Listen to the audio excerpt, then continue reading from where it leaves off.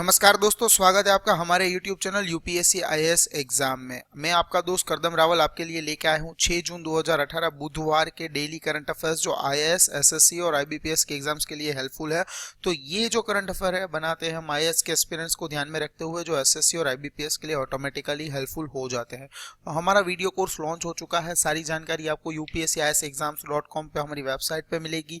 ये कोर्स फिलहाल 10,000 रुपये में मिल रहा है, लेकिन पहले 2,000 एस्पिरेंट को ये 5,000 में मिलेगा। सारी जानकारी आपको वेबसाइट के अंदर और वहां पे दी गई चैट विंडो के अंदर मिलेगी। इस कोर्स की जो वैलिडिटी है वो मैं आपको बता देता हूँ, 2019 के मेंस एग्जाम तक की है। और यहाँ पे जो जनरल स्टडीज के 8 सब्जेक्ट्स है उसको हमने प्रीलिम्स और मेंस के ध्यान में रखते हुए और सारे एनसीईआरटी को इंपॉर्टेंट टॉपिक्स को भी कवर अप करते हुए डिजाइन किया है। और यहाँ पे schedule day by day lectures upload होंगे। ऐसा नहीं है कि पहले से प्री रिकॉर्डेड जो वीडियोस वगैरह होते हैं वो आपको फिर से दिए जाएंगे। नहीं दोस्तों, नया सा फ्रेश मटेरियल और सारी चीज़ों को कनेक्ट करता हुआ मटेरियल मिलेगा। और इसके अलावा various dynamic topics, general studies के आर्टिकल्स के ऊपर एडिटोरियल्स, फिर इंडियन एक्सप्रेस के एडिटोरियल्स और करंट अफेयर्स यहाँ पे। इसके अलावा काफ़ी सारी पीडीएफ और हमारा जो मैगजीन है हमारे इंस्टीट्यूट का, उसके 3 मंथ की सब्सक्रिप्शन इसके साथ फ्री दी जा रही है। तो विजिट करना ना भूलिएगा हमारी वेबसाइट यूपीएससी आईएएस एग्जाम्स, और डिस्क्रिप्शन में दिए गए हुए नंबर पर कॉल करके प्रमोशनल कोड मांगना भी मत भूलिएगा। तो दोस्तों, विजिट करेगा हमारी वेबसाइट को upsciexams.com को। यहाँ पे पहला जो करंट अफेयर निकल के आता है, यूनाइटेड नेशन की नई प्रेसिडेंट चुनी गई है यूनाइटेड नेशंस जनरल असेंबली के अंदर। तो इक्वाडोर की है मरिया फर्नांडा एस्पिनोसा ग्रेस, जिसको प्रेसिडेंट की पदवी एनायत हुई है कल वर्ल्ड एनवायरनमेंट डे के ऊपर 5 जून 2018 को, जो 73rd सेशन था ये।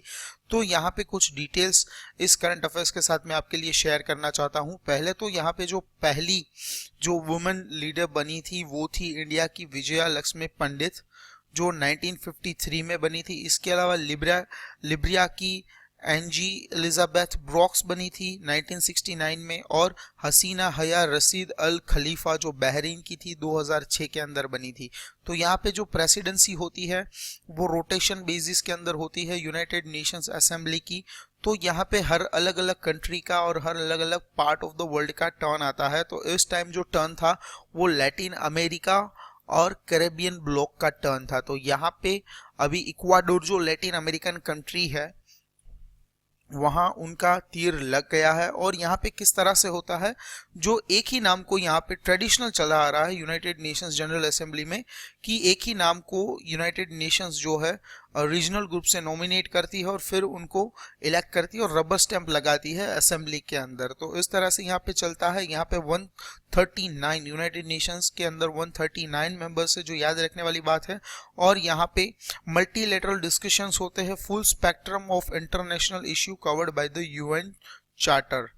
तो यूनाइटेड नेशंस जो है किस तरह से वर्क करता है, कितने मेंबर्स होते हैं। और हाल की जो सेशन हुई थी वो 73rd सेशन है। उनके लिए जो नए प्रेसिडेंट चुनी गई मेल होते, तो यहाँ पे फीमेल है चुनी गई है, उनका नाम थोड़ा सा अटपटा है, याद रखने की कोशिश कीजिएगा। जो इक्वाडोर की फॉरेन मिनिस्टर भी है मरिया फर्नांडा एस्पिनोसा ग्रेसिस, तो यहाँ पे उनका नाम है मरिया फर्नांडा एस्पिनोसा ग्रेसिस। याद रखिएगा, कहीं पर पूछा जाएगा तो आपके लिए हेल्पफुल हो जाएगा। 1 मार्क आपका सिक्योरली सेव हो जाएगा। दूसरा जो करंट अफेयर है वो आर्टिकल 35A के रिलेटेड है। तो ऑब्वियसली वर्ड आर्टिकल आता है तो हमें ध्यान अपना आकर्षित करना पड़ता है हमारे कॉन्स्टिट्यूशन ऑफ इंडिया के अंदर। तो कॉन्स्टिट्यूशन ऑफ इंडिया में जो आर्टिकल 370 है, आपको पता है, उसके तहत 370 जो आर्टिकल है वो जम्मू एंड कश्मीर के रिलेटेड आर्टिकल है। तो उसके तहत एक ऑर्डर बना है जिस ऑर्डर का नाम है application to Jammu and Kashmir order 1954। तो उसके अंदर क्या कहा गया है 35A के अंदर, कि constitution of India Jammu Kashmir के लेजिस्लेचर को एक राइट देता है कि permanent resident of the state का जो इल्काब है वो आप किन को देंगे, यानी कि किन किन लोगों को आप बोलोगे कि आपके देश के वो लोग, यानी कि माफ कीजिएगा, आपके स्टेट के वो लोग रहने वाले हैं। तो जम्मू एंड कश्मीर की असेंबली ये बोलती है कि परमानेंट रेसिडेंट स्टेटस हम उन लोगों को देंगे जो 14 मई 1954 या फिर उसके बाद से यहाँ पर रहते हो, या फिर इसी स्टेट के अंदर 10 साल से रह रहे हो और इन्होंने लॉफुल तरीके से यानी कि लीगल तरीके से कोई इमूवेबल प्रॉपर्टी जम्मू और कश्मीर के अंदर अपनी लेके रखी हो, तभी वो लोग रेसिडेंट कहला सकते हैं जम्मू एंड कश्मीर के। तो यहाँ पे जो कोर्ट है हमारी प्यारी सुप्रीम कोर्ट ऑफ इंडिया, उन्होंने जो काउंटर एफिडेविट होते हैं 35A को लेके और इसके अलावा जो पब्लिक इंटरेस्ट लिटिगेशन जिसको PIL बोलते हैं, उसके ऊपर रोक लगा दी है कि भाई आप काउंटर एफिडेविट नहीं ला सकते। और यहाँ पे जो हियरिंग है वो 6 अगस्त तक अभी पोस्टपोन कर दी है। तो नेक्स्ट हियरिंग होगी 6 अगस्त के ऊपर, और तब तक के लिए आप यहाँ पे कोई भी जो काउंटर एफिडेविट है वो भी फाइल नहीं कर सकते। 35A जो है वही रहेगा, कोई आप यहाँ पे डिमांड नहीं रख सकते PIL के माध्यम से भी। तो यहाँ पे जो जम्मू एंड कश्मीर का रेसिडेंट नहीं है उनके लिए मैं आपको कुछ चीज़ें बताना चाहूँगा कि वो वहाँ पे प्रॉपर्टी बाय नहीं कर सकते या फिर ओन नहीं कर सकते, चाहे वो खुद की ना हो, लेकिन नॉमिनी के अंदर भी उनका नाम नहीं आप डाल सकते। दूसरी बात, जो जैसे किसी भी स्टेट में इलेक्शन होते हैं तो उस स्टेट में रहने वाले रजिस्टर्ड इलेक्शन कार्ड होल्डर को वहाँ पे वोट करने का अधिकार होता है, उसी तरह से जम्मू कश्मीर में नहीं होता है। आप जम्मू कश्मीर की जनरल असेंबली के अंदर जो स्टेट असेंबली होती है वहाँ पे आप वोट नहीं कर सकते। थर्ड पॉइंट यहाँ पे ये है कि जम्मू कश्मीर की सरकारी जो भी नौकरियां होती है उस नौकरियों के अंदर आप being non resident of Jammu Kashmir आप वहाँ पे अप्लाई नहीं कर सकते। जैसे कि देखिए, जम्मू कश्मीर में अगर A, B और C पर्सन रह रहे हैं और उनको UPSC, IBPS, SSC एग्जाम्स देनी है तो obviously they can apply for it. But India के कोई भी स्टेट आप ले लीजिए, 2 स्टेट और 2 यूनियन टेरिटरी लीजिए, ABCD, 2 स्टेट और 2 यूनियन टेरिटरी। तो 2 स्टेट और यूनियन टेरिटरी को ध्यान में रखते हुए अगर जम्मू कश्मीर में किसी भी गवर्नमेंट एग्जाम्स ऑर्गेनाइज होती है किसी भी तरह की, तो वहाँ पे दोनों स्टेट्स या फिर दोनों यूनियन टेरिटरी जो हमने रैंडमली सिलेक्ट किए हैं, कोई भी वहाँ पे जॉब के लिए या फिर एग्जाम में अपीयर करने के लिए फॉर्म नहीं भर सकता।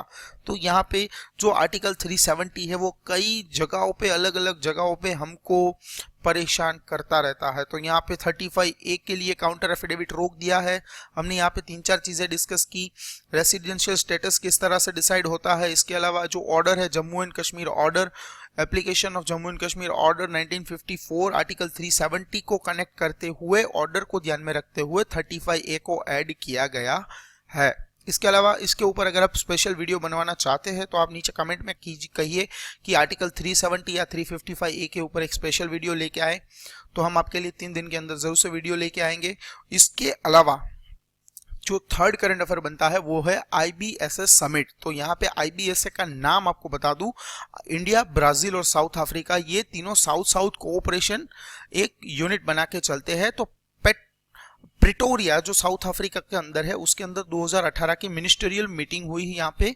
तो साउथ साउथ कोऑपरेशन के अंदर एक डॉक्यूमेंट निकल के आया जिसका नाम रखा गया IBSA डिक्लेरेशन। तो उस डिक्लेरेशन के अंदर बताया गया, कुछ फोरम्स यहाँ पे डिसाइड किए गए कि कोऑपरेट करेंगे एक दूसरे के साथ में और एक दूसरे को डेवलप करने के लिए मदद करेंगे। जो ग्लोबल साउथ रीजन है उसके अंदर ये IBSA, तो IBSA का जो डायलॉग फोरम है उसके अंदर इंडिया, ब्राजील और साउथ अफ्रीका यहाँ पे 3 ग्रुप के अंदर मेंबर है और यहाँ पे प्रमोट करेंगे, एक दूसरे को कोऑपरेट करेंगे। और जो भी 3 इंपॉर्टेंट पॉल्स है साउथ साउथ कोऑपरेशन के, उन तीनों को एक तरह से हाथ मिला के आगे बढ़ेंगे और डेवलपमेंट की राह पर चलने की कोशिश करेंगे ग्लोबल साउथ रीजन के अंदर। तो ये IBSA की समिट का यहाँ पे कुछ पॉइंट मैं आपके लिए लेके आया हूँ। हो सकता है कहीं पर कोई ट्विस्टेड क्वेश्चन बनाना हो अगर, तो IBSA के रिलेटेड क्वेश्चन हो और आपके दिमाग में इसका फुल फॉर्म ही नहीं आएगा कि IBSA है क्या, क्योंकि ये बहुत ही छोटी चीज़ है जो कहीं हमने कभी सुनी भी नहीं होगी। तो यहाँ पे कंट्रीज भी देखिए कि इसके मेंबर्स कैसे हैं, जैसे कि इंडिया है, ब्राज़ील है और साउथ अफ्रीका। इमेजिन नहीं करोगे आप इसका फुल फॉर्म हमको कैसे बनाना है। तो इस तरह के छोटे छोटे ट्विसी क्विशी जो पॉइंट्स होते हैं वहां से ही UPSC हो, SSC हो या IBPS हो, ऐसे क्वेश्चन से कहीं ना कहीं पूछ लेता है कभी कभार। तो इसी से आपके मार्क्स बनते रहते हैं। तो बने रहिएगा हमारे चैनल के साथ और चैनल को सब्सक्राइब करना ना भूलिए और बेल आइकन पर क्लिक कीजिए, क्योंकि वही हमारा ऑक्सीजन है।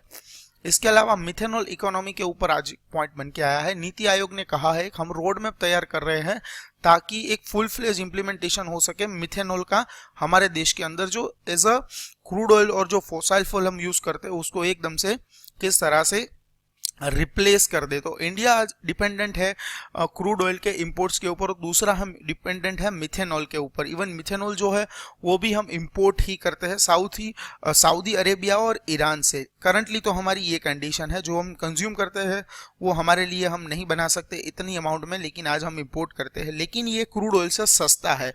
तो यहाँ पे हम फोकस कर रहे हैं कि मिथेनॉल को प्रॉमिसिंग फ्यूल के नज़रिए से देख रहे हैं, क्योंकि ये क्लीन भी है, चीपर भी है फॉसिल फ्यूल के मुकाबले। तो जो हमने वर्ल्ड एनवायरनमेंट कल को सेलिब्रेट किया, तो गवर्नमेंट ने थिंक टैंक जो है उस थिंक टैंक ने कुछ आइडिया दिया कि अभी 20% तो जो है वो क्रूड इंपोर्ट्स के अंदर अगर हम मिथेनॉल का यूज़ करते हैं, तो मिथेनॉल अकेले से ही हम 20% अचीव कर लेंगे क्रूड ऑयल के इंपोर्ट को रिड्यूस करने के टारगेट के अंदर।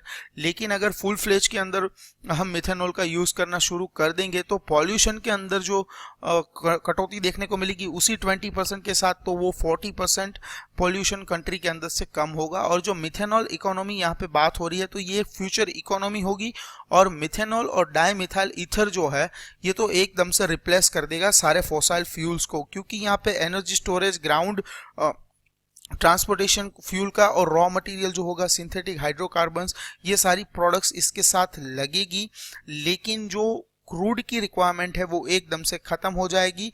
और यहाँ पे और एक प्रपोज्ड अलग एक नई चीज बताई गई है इवन मिथेनॉल इकोनॉमी के साथ में, कि और भी क्या क्या ऑप्शंस है। ऑब्वियसली एक चीज के ऊपर डिपेंडेंट नहीं रह सकते, तो हाइड्रोजन इकोनॉमी एक चीज है, दूसरी चीज है इथेनॉल इकोनॉमी। तो इथेनॉल इकोनॉमी हो सकती है, मिथेनॉल इकोनॉमी हो सकती है, जिसके अंदर डाईमिथाइल ईथर होगा जो फॉसिल फ्यूल को रिप्लेस करने के लिए हमारी मदद करेगा। और आज हम 20% तक तो पहुंचे हैं मिथेनॉल के यूज़ के अंदर।